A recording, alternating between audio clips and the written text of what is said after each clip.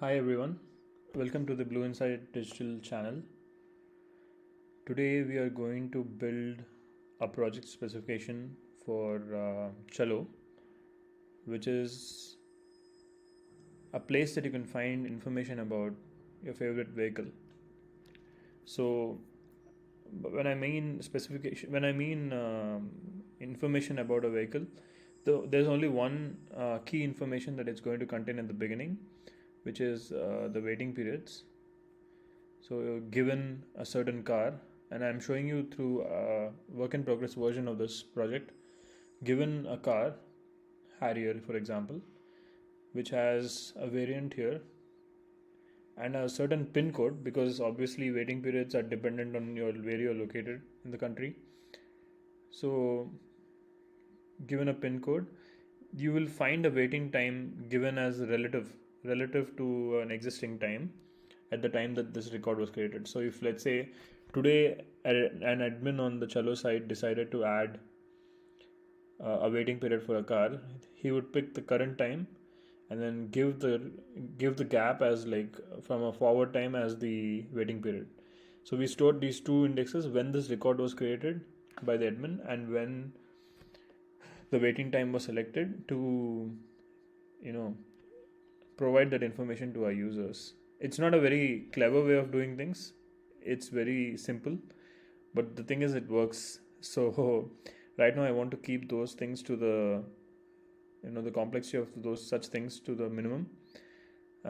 We can obviously make it more sophisticated, more readable, and many more things in the future. So it uses the standard Ruby datetime class. So this project is actually implemented on Rails. Okay, although that has really not much to do with our way we are going to do the specification today. So for the specification, I wanted to refer to a video that we had on a sister channel called Yet Another Channel a while ago. And let me just quickly show you that video here.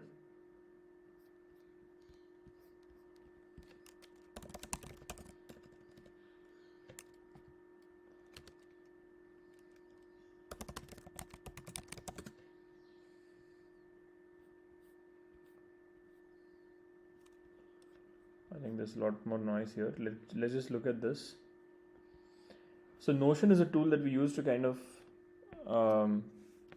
store some of our final outputs. So this was a video that I had made a while ago on yet another channel called "Let's Make a URL Translator."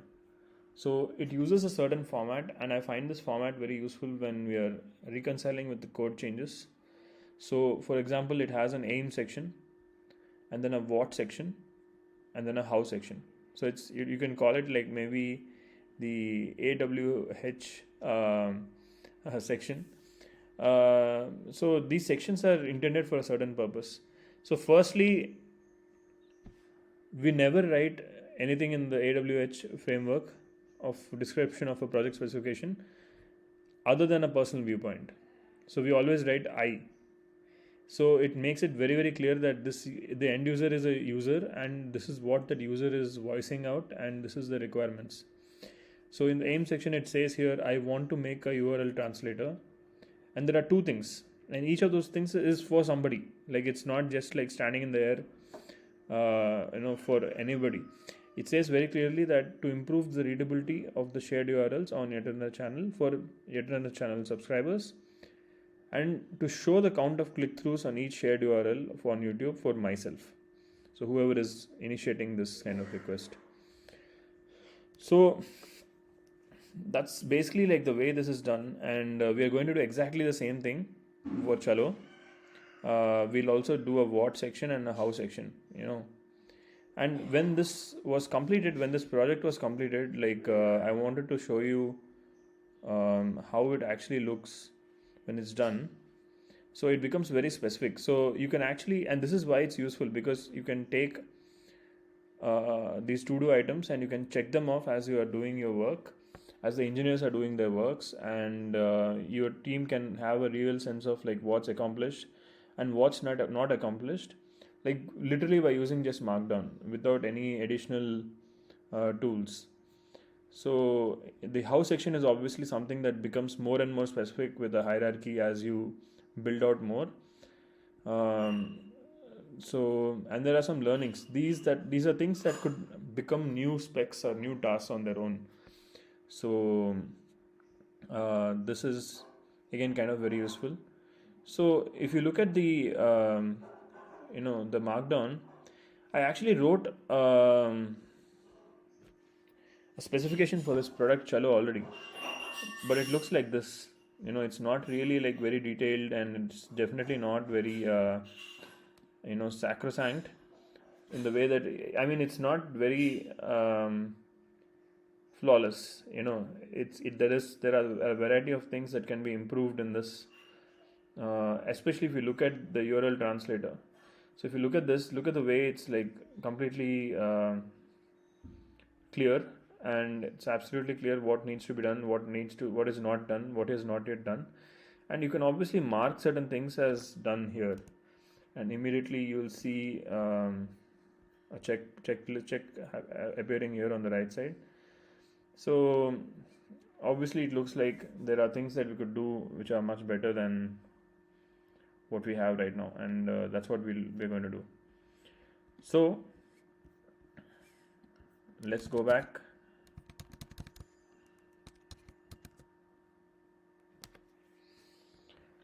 Let's start with the fresh file. So let's build Chalo. This is the first file, and here we're going to make it very clear what is it that I want. I want to make Chalo, which is a cars Chalo, where you can see waiting periods of various cars. Okay.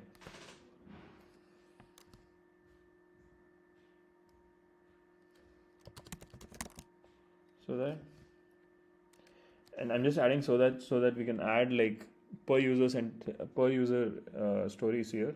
Like what does each user want?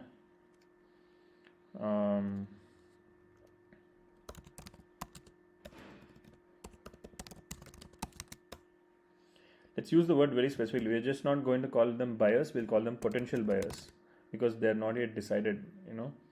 So a decided buyer is different from a potential buyer. Potential buyers can survey the waiting periods of various cars, their variants in the manufacturer.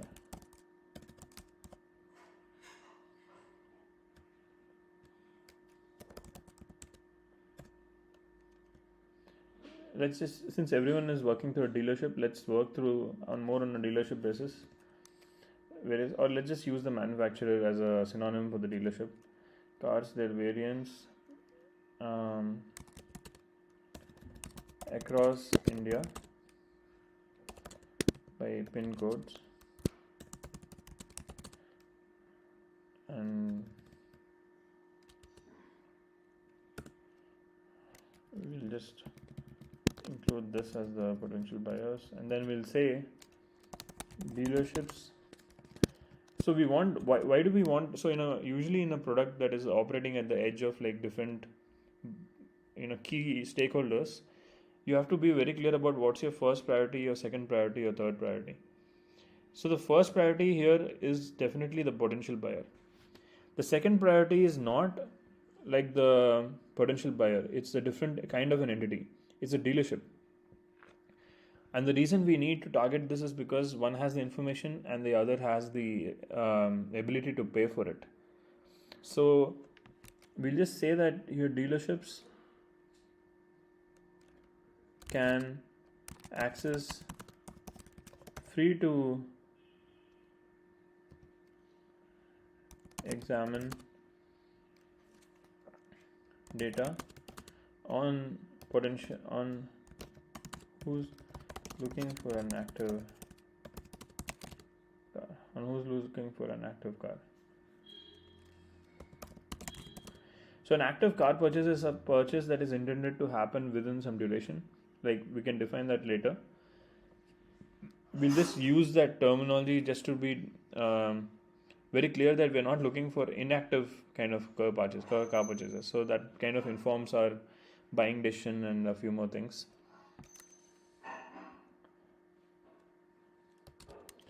And reach out to them is also important, you know.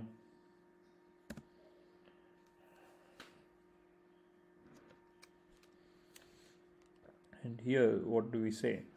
Potential buyers, manufacturers can. Let's just keep this very simple here. Like, let's just keep this only to these two people.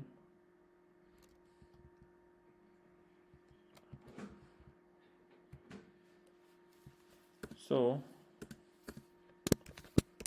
next is the what.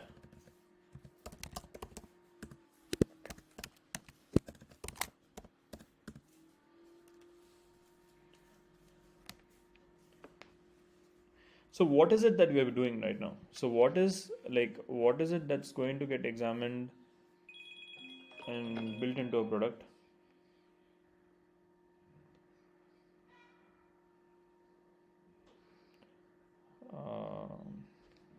So we'll just take a look at this. It says here, I need a place to run software that can process the readable URL and return a long string URL. Okay. So these are all marked as I need a place to. So that means that these are things that potentially, will get more descriptive when we go into the how section. But this is where that first occurring here.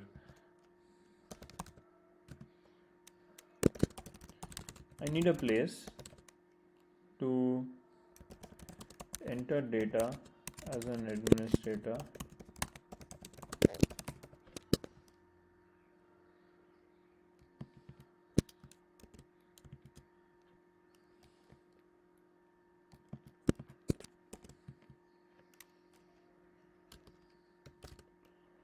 on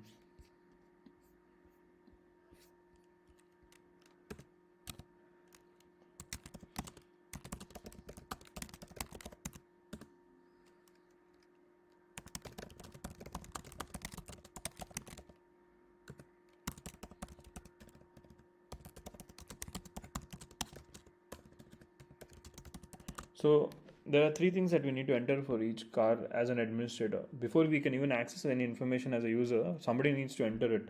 So let's call that person an admin of Chalo. So this admin will have to kind of figure, just to make it easier here. This admin will have to enter all details about cars and their variants, and then they'll have to, after they enter that, then they'll have to enter the waiting periods of each variant. Okay, this could be general, it could be specific, and the third thing is whenever it is specific, it needs to be segmented across pin codes. Okay, so depending on region.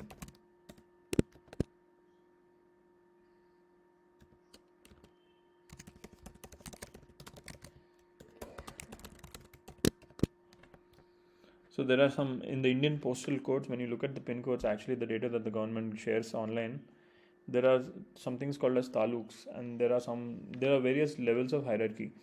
So for example, Bangalore East is one thing, Bangalore South is one thing, and then there are pin codes that are arranged depending on the taluks and all across these zones. So that is something that requires a more finer grained knowledge of the administrator to enter. Or he could enter general data, like he could just say like, okay, for Northeast India it's this, for South India it is this, for West India it's this, for Central India it's this, for North India it's this, for this particular car variant.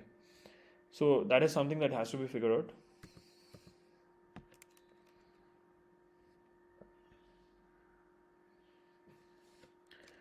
So now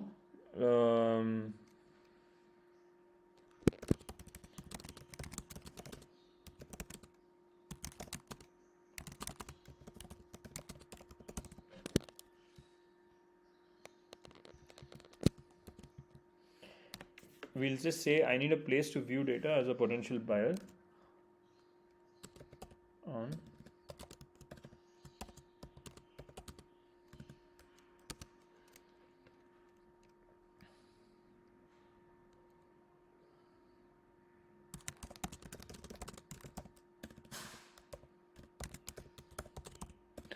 there is a lot of interest on cars that have the maximum waiting periods, because they're kind of, kind of very much in demand in the market.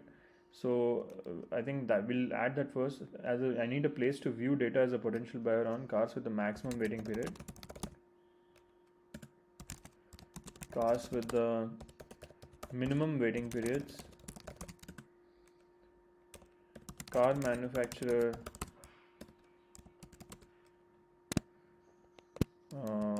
brands. Let's call them as brands with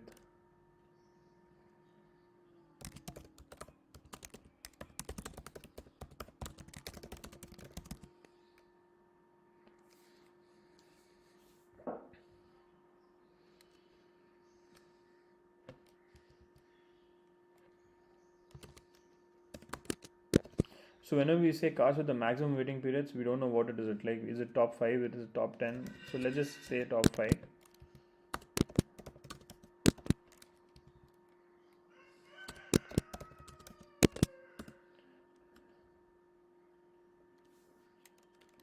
Once you have this 3 data points, cars with the maximum waiting period, cars with the minimum waiting periods, car manufacturer brands with the maximum and the minimum waiting periods, all of them being the top 5 list, then we need the ability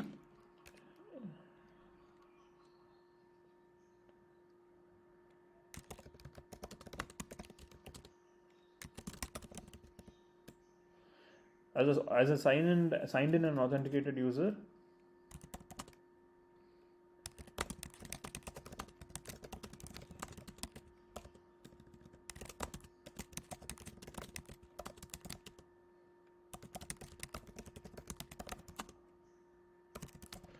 So we're using the word authenticated user here very carefully. This means that the user has signed up with this website and who's a potential buyer. Only that person who has signed up can actually go and look up any data that is not in this list. Like this, they want to go to like a certain car and they want to see how that is, which variant is most optimal and all those things. That data is all after you log in only. Okay. Now, as a potential buyer, this is the thing. This is the final list of requirements. Now let's look at what dealerships are going to get out of this, because the first two were basically about like people who are still accessing the website, and the third, the dealership is a different kind of entity which we discussed. It's looking for data on who is an active buyer, and how to target them. So we should allow dealerships to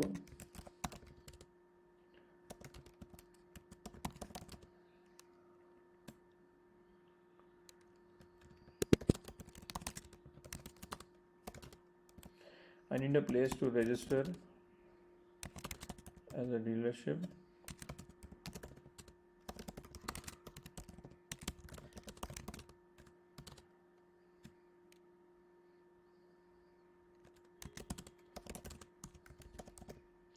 And then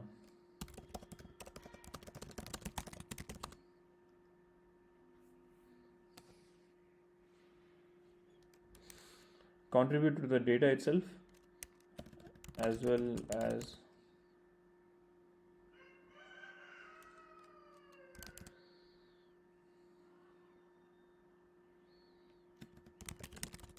you gain access to the individual's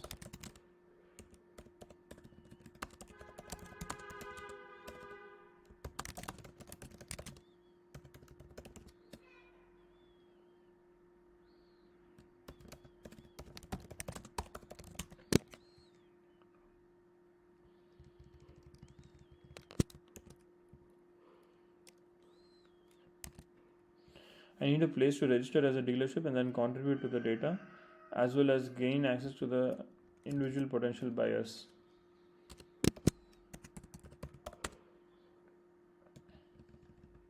You could make this like on a fortnightly basis, but we'll discuss that in the more specifics part. So dealership can register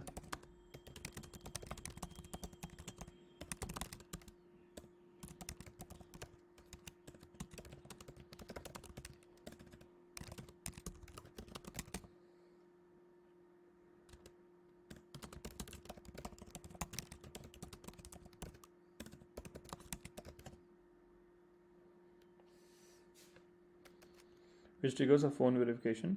So basically, a dealership will go register on a user or on any email address, and then they'll kind of create there's a flag in which they'll be able to say that okay, I am a dealership. That will trigger a phone verification, and once the phone verification is done, the dealership will be onboarded as a dealership on this system. So that phone verification will be a manual for phone verification to ensure that there is no issue in terms of the usage of the product. It will be done within 24 hours.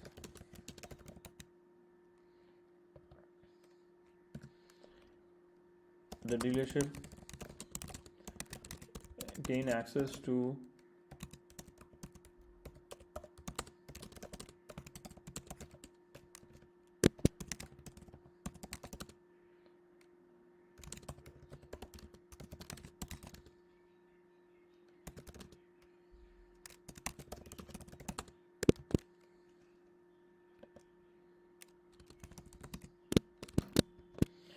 they'll get this kind of information, which means like Dapper Drake is a user who's looking for a car with a waiting period less than 5 weeks, and they don't get access to the dealership will not get access to the actual users. It'll just get access to the pseudonyms. These pseudonyms may not be even things that are like actually their username or email address. Also, it could be anything. This is completely like it's a different mirror of the data that you see. And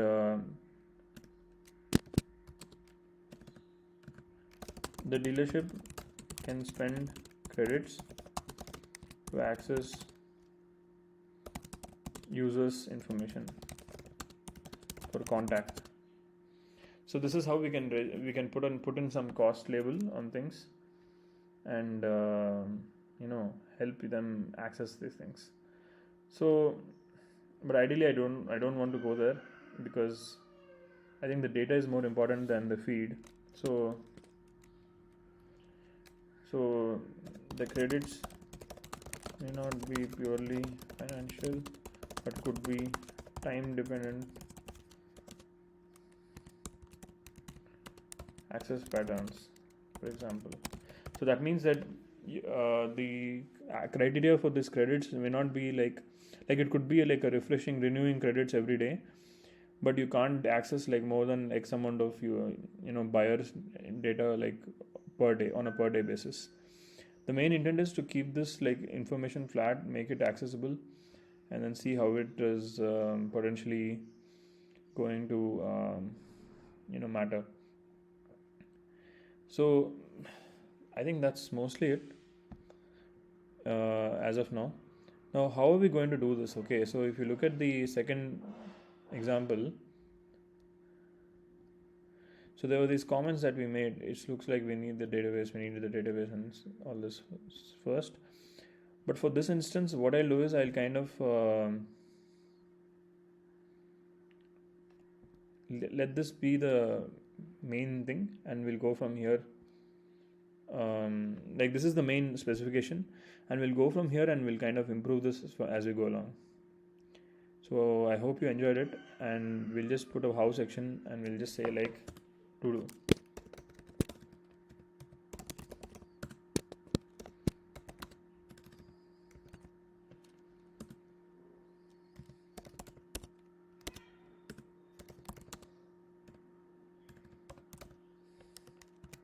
Okay, so I hope this was useful. Please let me know any feedback that you have. We are trying to open up some of our work that we do on Blue Inside Digital, so that it's more accessible and people can find us better, and we can find people whom we like better as well. So please do share your thoughts and feedback in the comments below. Thank you.